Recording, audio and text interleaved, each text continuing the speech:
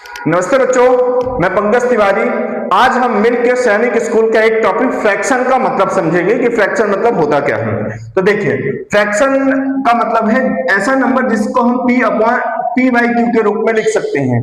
P upon Q के रूप में, मतलब ऐसा नंबर जिसको हम बटे के फॉर्म में लिख सकते हैं, जिसको भी हम बटे के फॉर्म में लिख सकते हैं। जैसे एग्जांपल की बात करेंगे तो 1/2 ये भी फ्रैक्शन है, 7/4 ये भी फ्रैक्शन है, 1 and 1/2 ये भी फ्रैक्शन है। जिसको हम पी बाई क्यू के रूप में लिख सकते हैं उसको हम फ्रैक्शन कहेंगे। फ्रैक्शन का मतलब क्या होता है, देखिए जैसे मान लेते हैं 1 मिनट के लिए कि हमारे पास एक रोटी है और रोटी के 8 हम बराबर भाग कर रहे हैं। कितने भाग करना है बच्चों? 8। जरूरी नहीं 8 करना है, आप अपने हिसाब से कितने भी भाग हो सकते हैं, कोई दिक्कत नहीं, लेकिन जितने भी भाग होने चाहिए सब बराबर भाग होने चाहिए, ठीक है।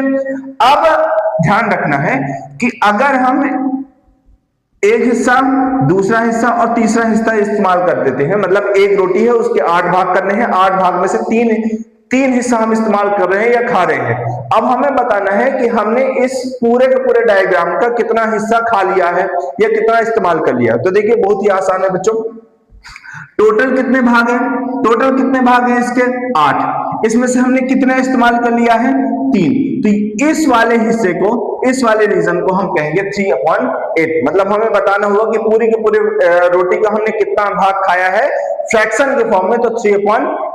और अगर रिवर्स देखें सर, ठीक है ये डायग्राम है तो डायग्राम से हम फ्रैक्शन बता देंगे, लेकिन अगर फ्रैक्शन दे रखा है, जैसे मान लीजिए हमारे पास एक नंबर है 2/5। 2/5 को कैसे लिखेंगे? तो देखिए टोटल हमारे पास कितने, एक वस्तु है उसके कितने भाग करने हैं? टोटल हमें 5 भाग करने हैं, ठीक है। तो ये हमने 5 भाग कर लिए।